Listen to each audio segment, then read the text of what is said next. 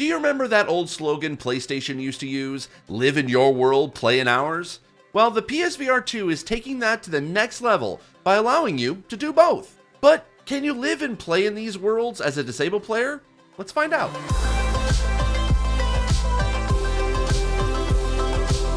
Hi, I'm Steve Saylor, an accessibility advocate and consultant in the video game industry, and I'm also blind. If you're wondering how I can play video games if I'm blind, click here or in the link in the description down below to see exactly what I see when I'm playing video games. Also, while you're down there, click the like and subscribe button, would super appreciate it. Alright, now I have to be honest, I fell back in love with VR while working on this review.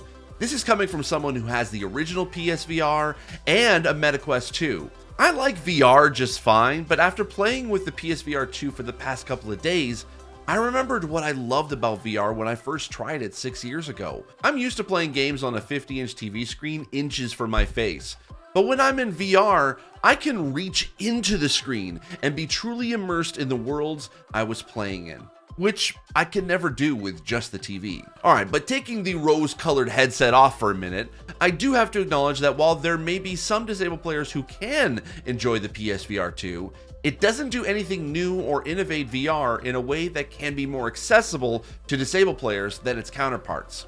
In most cases, it does come down to the software than the hardware to truly see some potential glimpses into future accessibility in VR. But first, let's talk about the hardware. The PSVR 2 is by leaps and bounds better than the original PSVR. I can summarize the hardware by comparing the original PSVR with it and what the PSVR 2 does better. The original PSVR had a converter box that had multiple cables to connect to the PS4 and one extra cable for the PS5.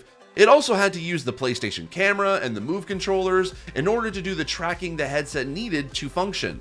The PSVR 2 eliminates all of that. No need for a camera, no need for the Move controllers, only one cable, and includes inside-out tracking with cameras built in to scan the room to know where you are. It also has twice the resolution and 4 times the amount of megapixels per eye, has a 10-degree wider field of view, and also weighs less, and even the cable is slightly longer. For all intents and purposes, the PSVR 2 is a far better upgrade than its predecessor. With that being said though, in comparison to other headsets on the market, the PSVR 2 is only marginally better and slightly cheaper than some of the higher end headsets, but in some cases, other headsets do better at a cheaper price. Now, when putting on the headset, it does feel lighter than the original and does allow you to wear glasses properly. In the original PSVR, my glasses would constantly scrape against the lens and made both very dirty. For the PSVR 2, there were sometimes I could feel my glasses scrape the lens, but only when I was having to adjust the headset so I can get a clear picture of what I'm looking at. And because I have the headset as close to my head as possible, that is bound to happen. But for 90% of the time, the headset is comfortable to wear, doesn't scrape my glasses as much, and can be adjustable via the dial on the back or the button on the front to extend the headset closer or further away from your face. The included ventilation that is right here and also on the side here has made it so that once it is adjusted properly, I have rarely had my glasses fog up while playing. It can still get a bit sweaty in there, but I mean, compared to other headsets, it does have good airflow, so wearing the headset feels relatively cool. The only issue I had was with the headphones it comes with. The earbuds feel fine, but they constantly kept popping out of my ears, so I switched to the PlayStation headphones with the help of a short little headphone cable, and that worked best for me. By the way, I highly recommend, if you're going to use other headphones like these, go on Amazon and buy a really short 3.5mm headphone cable so you don't have a dangling cable that you have to deal with on top of the long USB cable. But make sure to check your headphones beforehand to see which side the headphone jack is on, because on the PSVR 2, the headphone jack is on the left-hand side of the unit. Also, I should mention the feel of the haptics on the headset, which I was actually interested in, as it potentially could be a cool way for blind players to receive haptic feedback for navigational assistance, combat, and more in a full 360 degrees. Currently, there is no game that offers that, but I think the possibilities and the potential there makes this a great standout feature amongst its competitors. Personally, I do think that the haptics feel good, and it's not too jarring to give you a migraine, but for those who may be sensitive to that, you can turn the haptics off both in the PSVR 2 settings or in games that have that option. Sadly though, there is currently no way to change the intensity of the haptics like you can on the DualSense controllers. Speaking of controllers, the PSVR 2 Sense controllers come with a built-in safety strap, which is highly recommended you always wear whenever playing anything in VR. That's a personal safety tip from Steve. It also feels comfortable to hold with all the buttons within a short reach. The only thing I wish it had for accessibility was more of a tactile feel for the PS face buttons, because you have to always remember that circle and X are on the right side and triangle and square are on the left side. After getting used to it, remembering those buttons became natural, but for those with cognitive disabilities, this will be an issue. Otherwise, both have great haptics, the adaptive triggers feels the same as the DualSense, and also the battery life is pretty decent.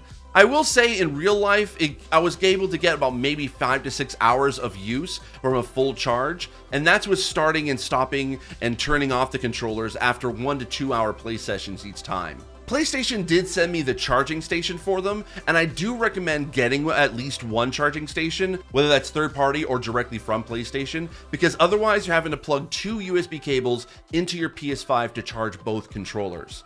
The only thing about the official charging station is that it comes with 2 tiny USB-C adapters to fit the charging pins on the dock. I personally will basically always have it on, but if you want to take the USB adapters off, they are very tiny and also easy to lose. Setting up the PSVR 2 was a bit more involved, as it goes through each of the PSVR 2's features, such as the inside-out cameras, the lens calibration, and the eye tracking. The inside-out cameras work actually really well. During setup, it will scan your room so it can create a play area for you, but can also fine-tune that area if it misses anything or creates an area outside of the scope of your room, like mine did when it wanted to go out through the doorway of my office. The lens calibration was tricky though at first, as I do have a lazy left eye, and I had to use the dial on the headset to fine-tune the right spot for the headset to recognize I was looking right at the center of the lens. But after a bit of adjusting, it worked fine. One of the main selling features of the PSVR 2 when it was announced was the eye tracking capabilities. This helps in rendering in the game because it has the ability for the headset to track your eye to give you the best high quality image no matter where you are looking at, while the areas around will be a little bit blurred out. My concern was I do have nystagmus, which means my eyes will vibrate back and forth constantly. So when I went to set up the eye tracking, it tells you to look at a white dot while it is supposed to move around the screen so it can track your eye movement. Unfortunately, I couldn't get past the first step. This setup does have you retry again, but after a second try, the software tells you it will turn that feature off for you because it couldn't get a proper reading.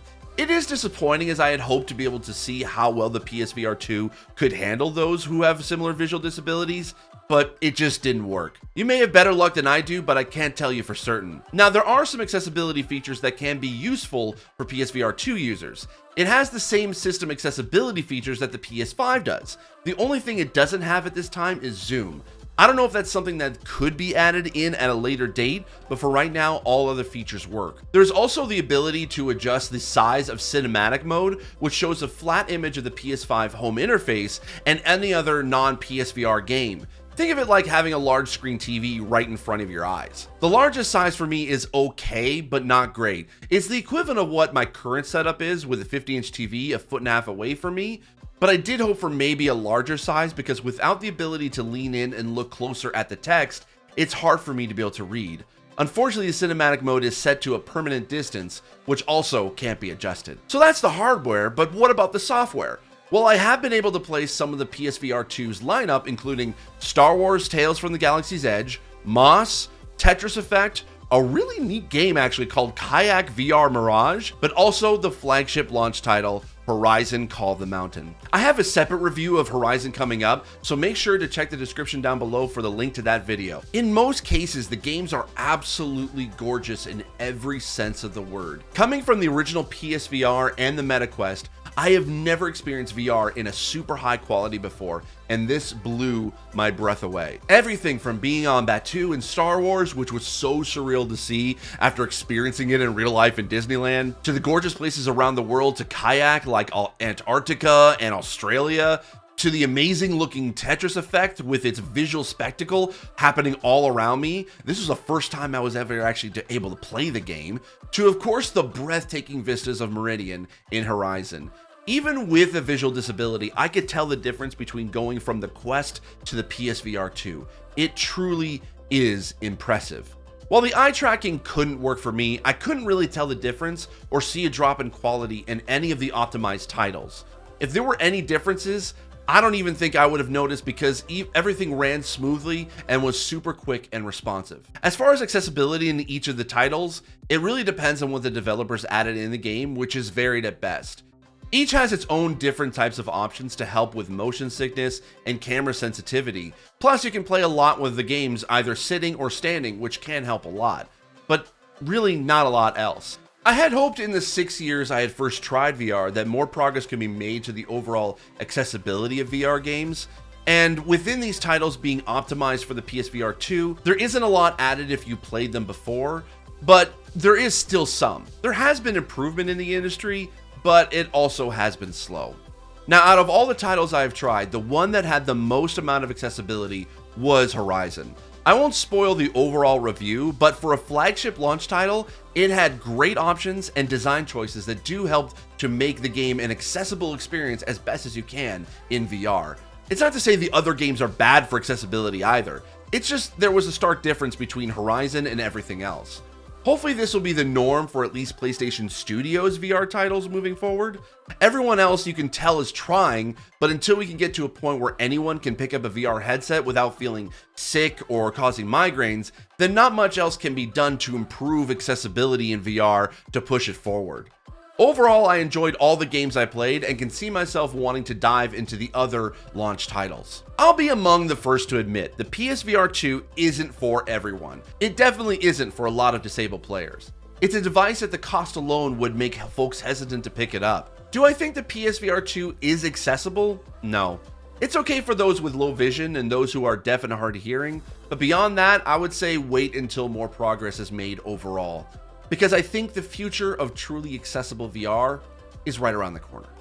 Thanks so much for watching. If you like this review, give it a thumbs up. While you're down there, click the subscribe button so you can see more reviews, previews, menu deep dives, and more. I also recommend checking out this video here. I think you might like it. I'll see you in the next video. I'm proud of you, and as always, I remain obediently yours. Bye-bye.